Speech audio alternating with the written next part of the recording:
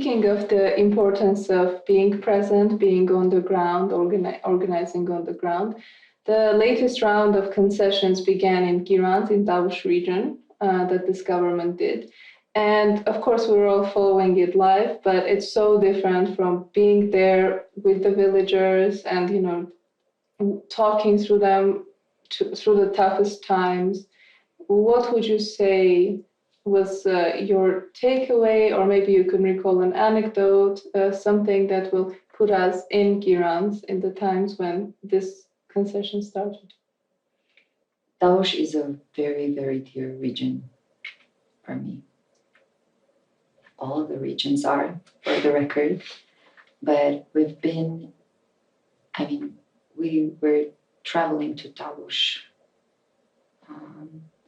more than to other regions because we knew that concessions are going to start after Artsakh. The next stop is going to be Tavush. Hence, we've been very vocal during this period, even during the blockade of Artsakh. Even before that, after November 9th, we were very vocal about informing our compatriots living in those regions, specifically in Tavush, in Bayezdzor, in Syunik, that what this occupational government is doing is not going to stop after they surrender Artsakh. It's not going to end in Artsakh or with Artsakh. It's their policy.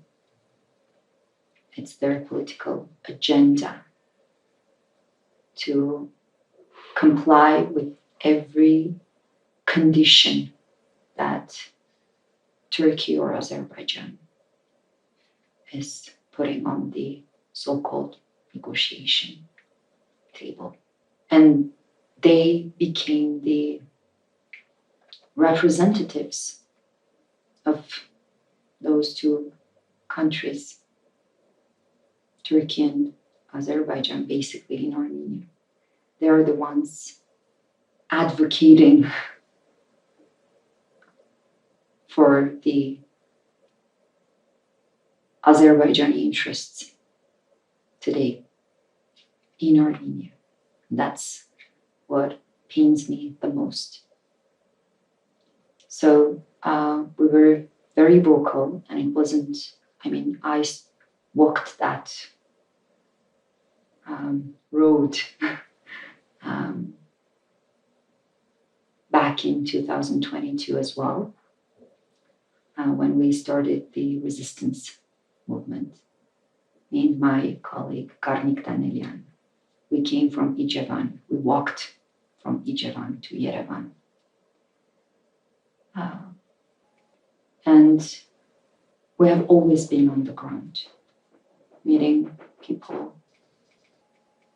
And it's really interesting to see how the attitudes are changing, to see how the awakening is happening.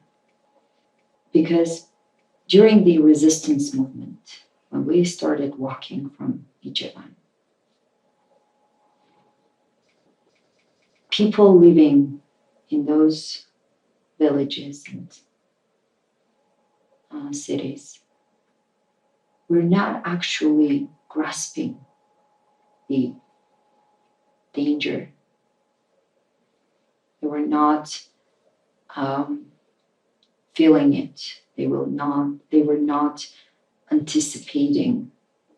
They were sure that this government will stay true to their promises, will stay true to their campaign promises.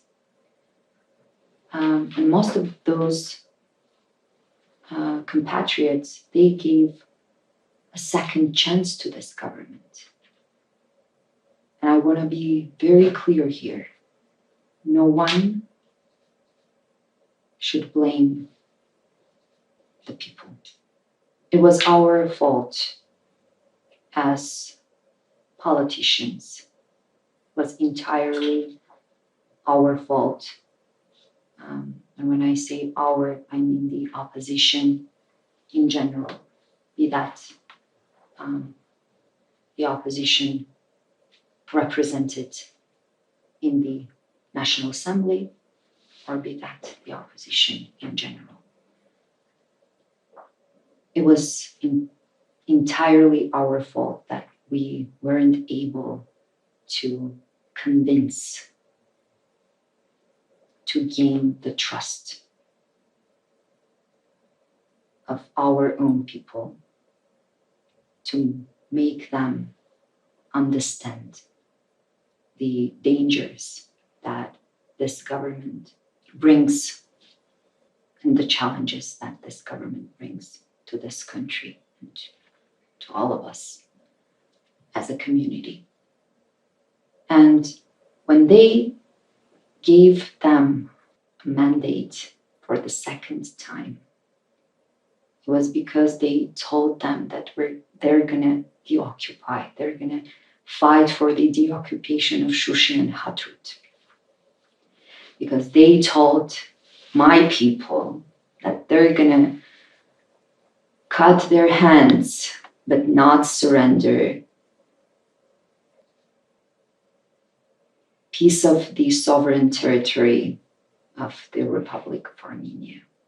That the sovereignty, the territorial integrity of the Republic of Armenia is a red line for them, that they're going to be fighting for the external right to self-determination for the Artsakhi Armenians.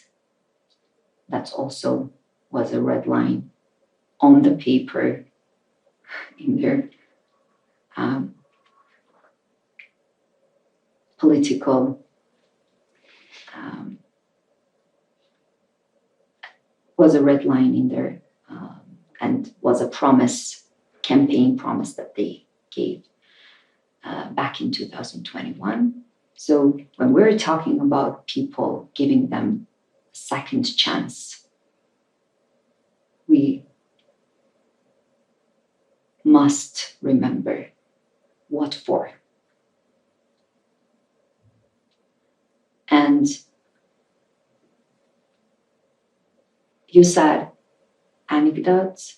I won't be able to tell an anecdote, but I want to tell a story of a young woman living in Giranz who has been one of the most vocal supporters of this government, be that in 2018, be that in 2021.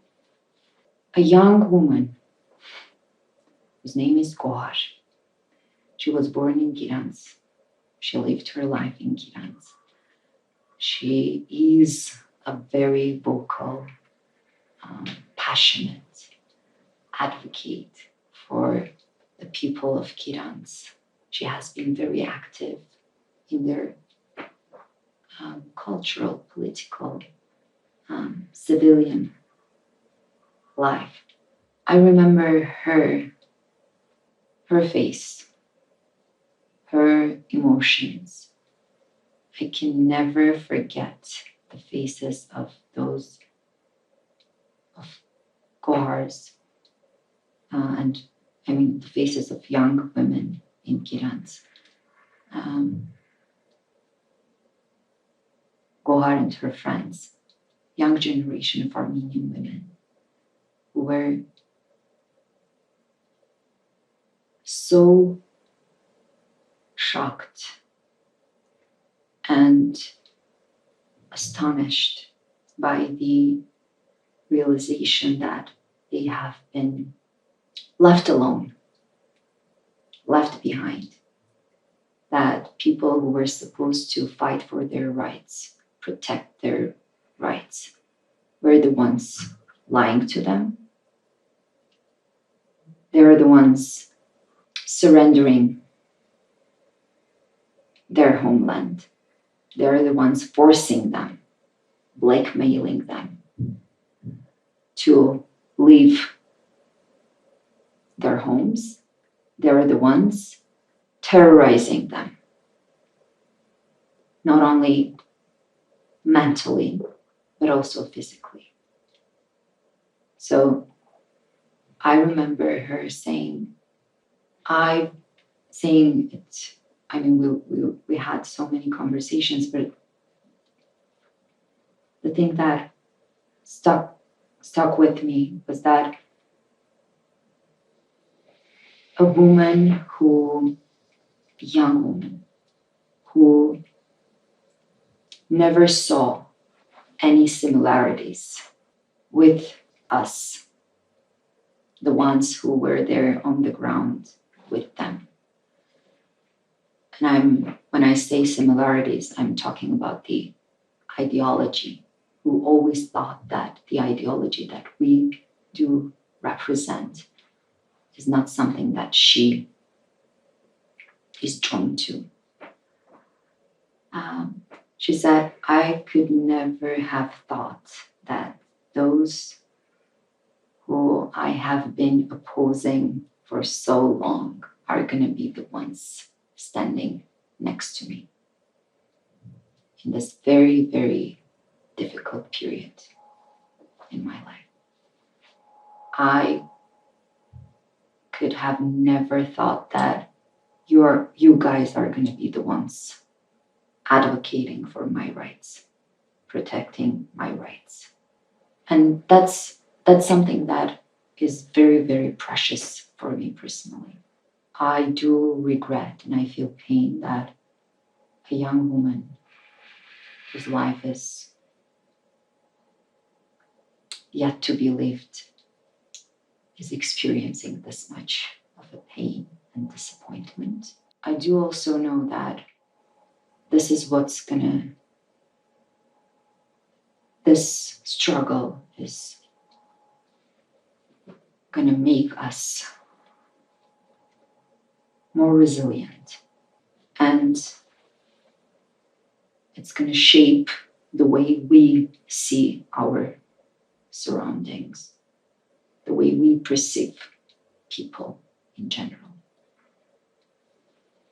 Because what's important is not the box, but what's in it. But sometimes we receive help and sometimes we receive support from people who do have different perspectives. But what's important is the aim, the goal. And I do feel responsible for Gohar, for her friends, for all my brothers and sisters living in Girant, in Voskepar, in other bordering villages. Because even though some of them do not realize up until now the dangers that their tiny communities will be facing soon, I do feel responsible for them. And that's something that I think every opposition MP should feel. Because the entire responsibility, the entire weight of this responsibility, it's on us. It's not on the ordinary people living on those bordering villages who are fighting every day. Their lives are a fight, are a struggle, daily struggle to stay alive. to feed their kids, to put a piece of bread on the table. So being the voice or creating a platform for these people to be heard is something that the opposition is a priority. It should be a priority for the opposition. And you asked, what's your daily? What is it that you do daily? It's also that, creating a platform for those voices to be heard. Be that internally, because we live in a period in our history where our own government is terrorizing my nation. And it's the informational terror. So in order to conquer that, in order to overcome that negative energy, you should be able to unite. That's the hardest job that one can take on during this period. Creating platforms, even if it's a tiny one, like this one. We came together, we scheduled a meeting. We're having this conversation that some will listen to. Some will agree with the statements, some won't, but we are creating a platform for people to come together to learn more about the realities in Armenia, more about what's going on the ground. So that's something that because we do not, unfortunately, as opposition MPs, we do not have power to do more. We are not majority in the parliament.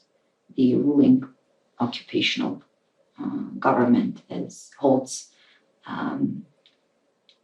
constitutional majority in the parliament. They are constitutional majority in the parliament. So basically they can do whatever they want without even taking into consideration the voices that oppose them. And hence, what you're left with is to be vocal not only internally, but also externally.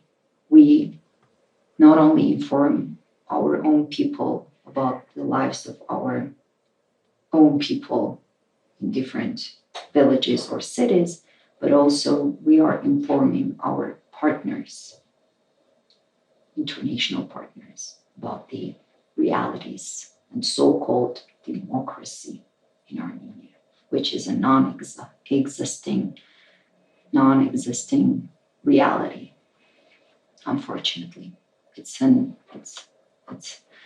democracy that is non-existent, and that is precisely for what that is precisely our call, to be vocal, to be representative, to be the representative of the people, not only the ones who voted for us during the elections, but also for those who did not. That's how you shape your activities. I have a constant, I do ask myself constantly this question: if I do this, how will it affect the communities that you represent, the people that I represent? How will it affect the Armenian cause in general, or will it affect in any way?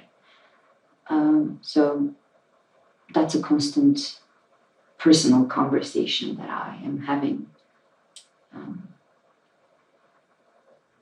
So yeah, that's that's the life of the opposition MP here in Armenia. Very interesting. Yeah, you talk a lot about your personal principles of presence and responsibility, and just being there and showing up for the Armenian people to uplift them, to eventually protect the land itself as well as the people inhabiting it. And that just makes me very curious as to like what your motivation is and what really keeps you going through that, because it is definitely a difficult task in Armenia given the situation right now. And also I'm curious to know how that's changed over time for you, how your motivations have changed. What is it that is your driving force to be so present and to be so responsible for the Armenian people? Great question. Thought-provoking. As I said, I think I mentioned when it all started, it was me trying to be the voice that I wanted to represent me in my surroundings. If you have the vision and the dream, you cannot expect others to act upon it. It should always be you. I mean, it's your dream, it's your vision. You can never, you cannot sit comfortably on a sofa and blame others for not doing what it is, what you imagined or what you want to be done. Instead of you going out there and doing the actual work, you can never expect from others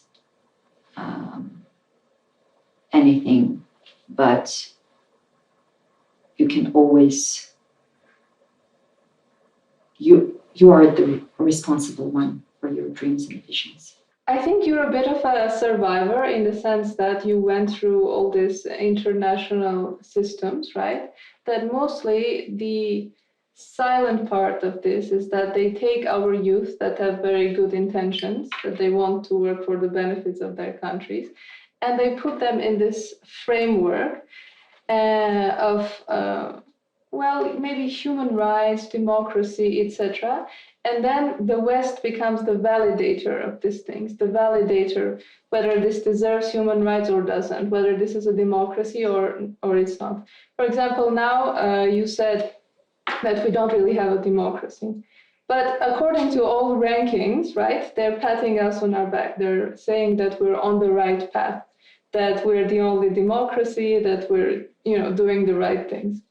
So I would ask you, what do you think made you, after studying human rights at Oxford University? Not at Oxford, in Geneva, but I studied diplomacy in Oxford. Uh-huh. But I think, look, I still am a believer when it comes to the protection, and dedicated fighter when it comes to the protection of the human rights and the democratic values. I do believe in those. But what is happening now in my country has nothing to do with human rights, has nothing to do with the democratic values that I studied, that I so dearly believe in. Hence, no matter what others tell you or what others are desperately trying to convince you, I am the one living here in this country. I'm the one facing human rights violations daily in this country. I am the one seeing police brutality constantly in this country. I'm the one experiencing the non-democratic activities, non-democratic decisions that this government, this occupational government, is making daily. So no one can convince me otherwise. It doesn't matter who says what. The most important thing is, do people on the ground consider this or that process a democratic one? Is it democratic to imprison someone who won regional elections? Is it democratic to keep them in prison for more than 2 years just because he won? He was an opposition candidate and he won the elections. Is it democratic? Just to silence him, just to punish him? Is it democratic to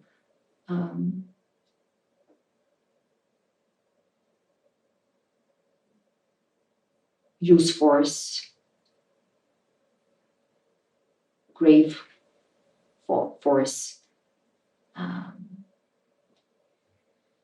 when people are peacefully protesting? Is it democratic to use grenades on peaceful protesters, against peaceful protesters? Is it democratic? I don't think so. That has nothing to do with democracy.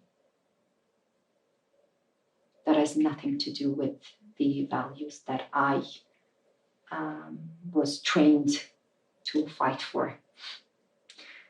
And I do take that training very seriously. I do take that knowledge very seriously. And I do say this very, and I'm very firmly, that what happens in Armenia today has nothing to do with democracy. It's a rule of one party. It's a dictatorship. Is it democratic to kill a pregnant woman and then leave her on the street, dying? Is it democratic? Is it democratic to give people a certificate of their property rights and then announce that, oh, we made a mistake? We were not supposed to give that certificate to you. It's actually in Azerbaijani land. Is it democratic? I don't know. Okay, but let's say we liberate Zangilan and all just Artsakh Republic the way it was, right? Then once again, all these international communities, they're going to call us an occupier, they're going to demand that we withdraw, and they're going to force us to put their interests above our interests. Would you still stand by the Armenian interests, given that the Nagorno-Karabakh, only the Soviet map, is not really viable? It's not in our interest. Perhaps for us, the southern ones are more in the Armenian interest than the actual NKR. So would you stand by our people, even if they trample on democracy for their rights? I've been fighting for the territorial integrity of the Republic of Artsakh from the day one. When I say the territorial integrity of the Republic of Artsakh, I mean the territory that is and that has been considered the sovereign territory of the Republic of Artsakh when the constitution was being written. Every piece of those territories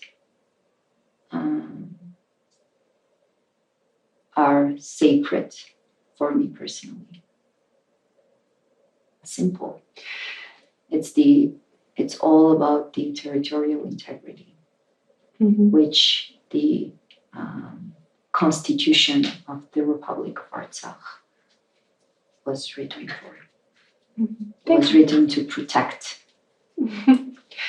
I know that you lost your father, Tavush Krpeyan, when you were very young, and even though he didn't know a lot about human rights and international law, he did. He died protecting villagers' right to live in their homes in Shahumyan, right? Getashen. Yes. Actually, that's really interesting because when my father started his struggle, it was the final years of the Soviets, the USSR, the Soviet Armenia and Soviet Azerbaijan. No one was talking about humanitarian law back then, at least in this region. And it's astonishing when I first started as a lawyer, started to research the activities, my father's activities during that period, because he was the commander of the resistance movement in Getashen and Shahumyan region. I saw a very clear pattern of respecting and doing everything to respect the humanitarian law and protecting the human rights on the ground.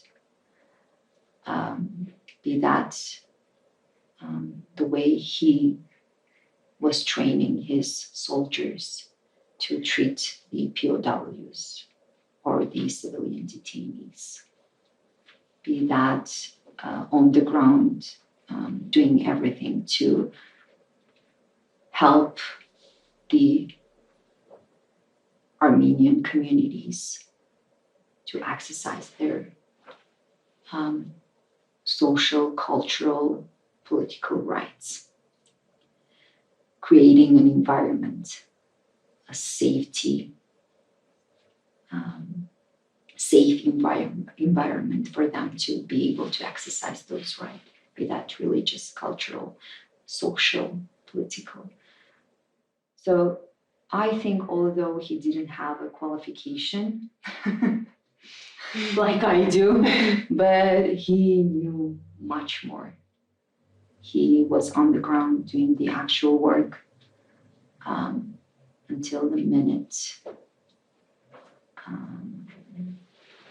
until the last minute, until the last breath. And that's something that really affected my understanding of the work, of the humanitarian aspect of this work that I'm doing now. So, of course, it influenced my entire life and being and existence. And it will continue to influence because that's the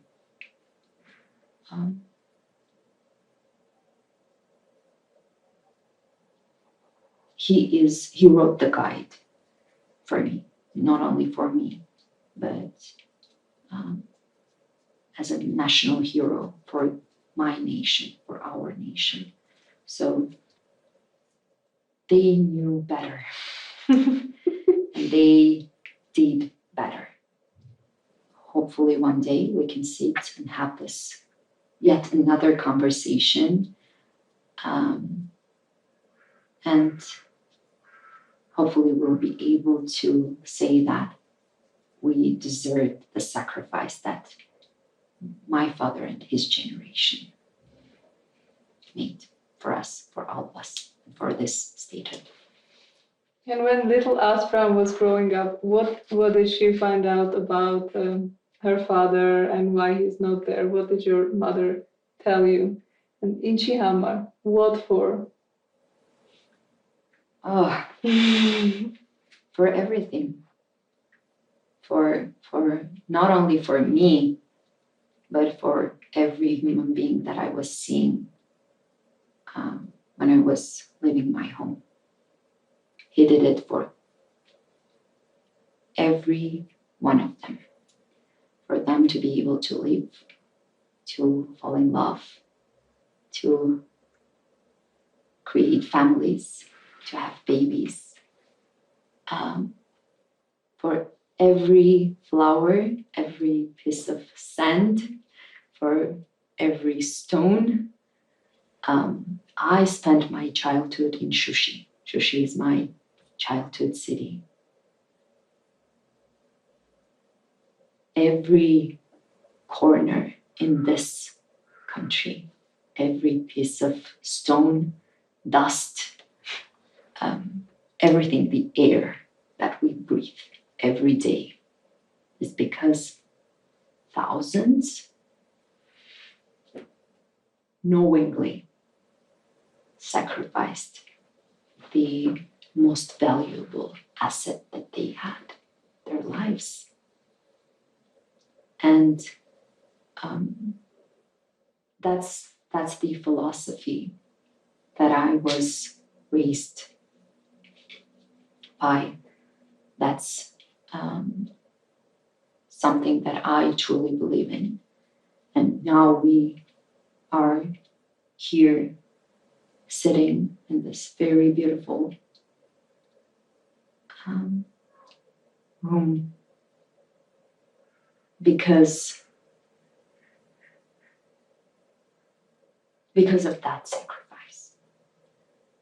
And we should do everything possible, everything in our power, everything beyond our power to be worthy of that sacrifice. That's something that I do take very seriously. That's something that I do believe in very strongly. It's a duty. It's a calling. It's something that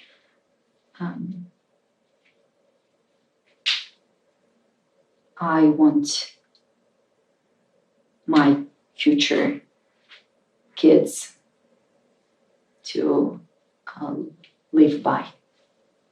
That's something that I want to pass on to the future generations that are going to come after us. That they should know what is it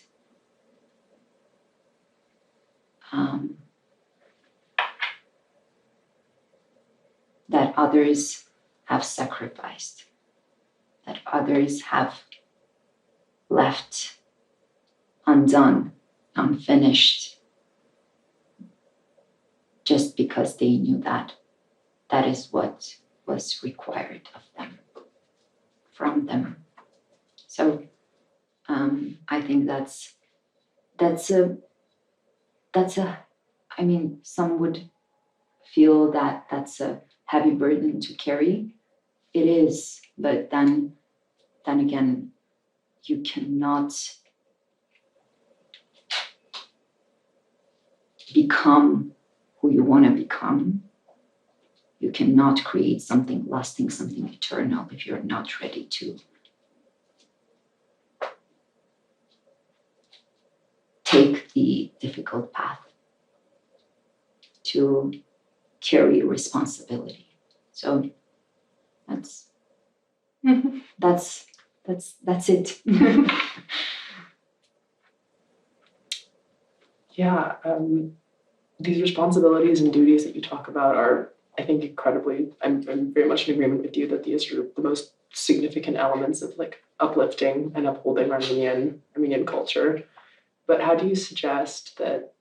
I'm diasporan, so how do you suggest that Armenians in the diaspora, specifically young Armenians in the diaspora, even second or third generation Americans, Europeans, what have you, fulfill these same sacrifices, even if it's undeniably very difficult to do from afar? How do you suggest that the Armenian culture and Armenian activism, for lack of a better word, could be obtained in the diaspora?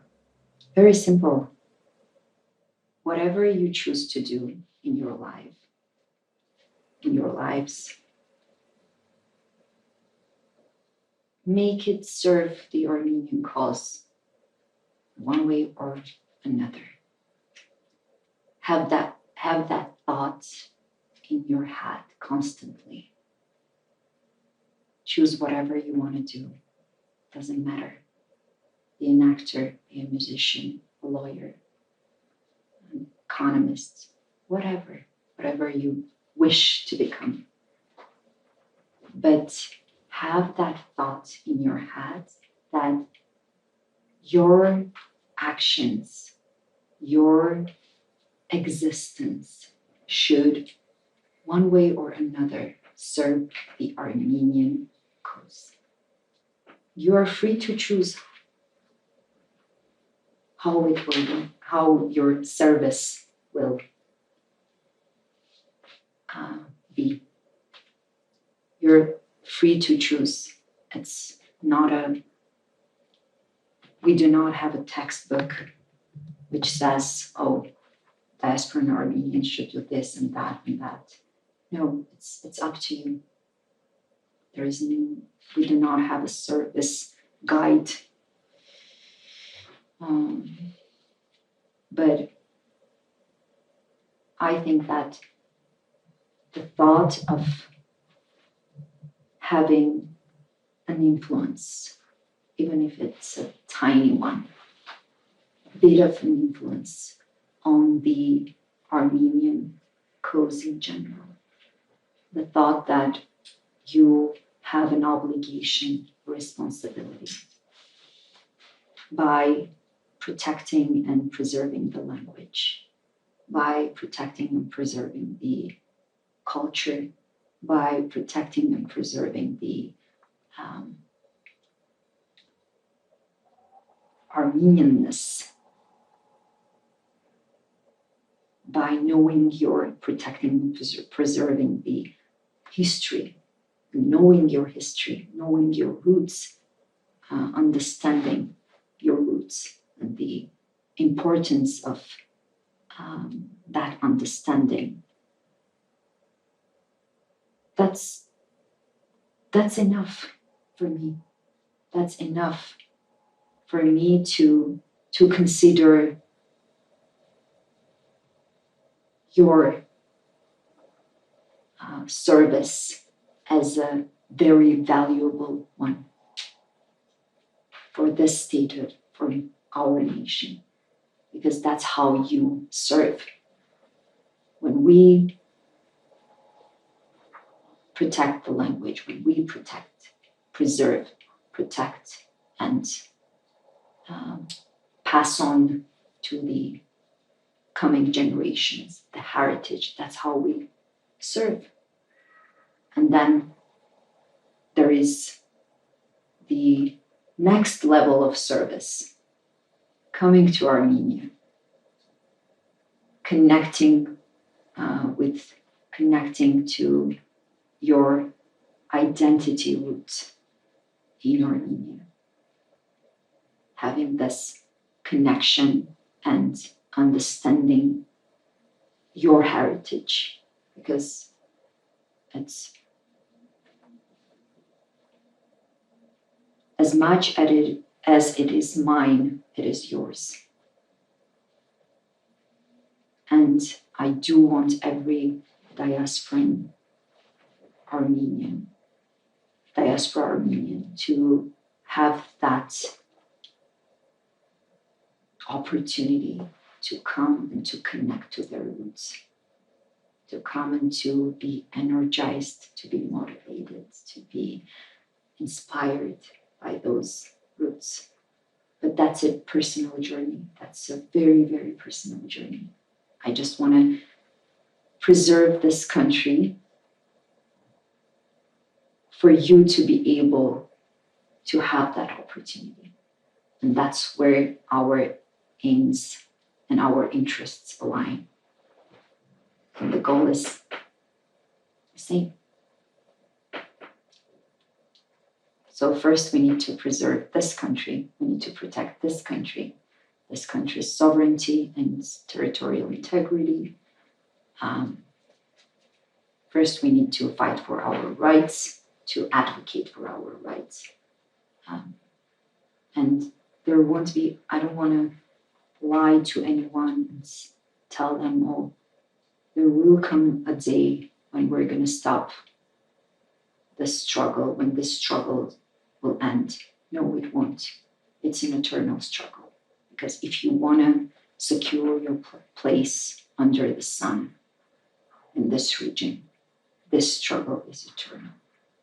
So we need to find ways to prosper and at the same time to continue the struggle with dignity.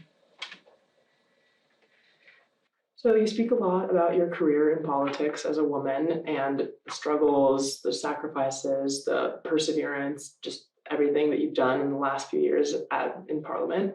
And I guess just for a message for our audiences, what's something you would say to a young woman like yourself in the past, who's interested in pursuing similar things, who's interested in pursuing politics? Because it is definitely, as you've said, a very tumultuous career, but alas, very rewarding. So what would you say to anyone who wants to pursue this?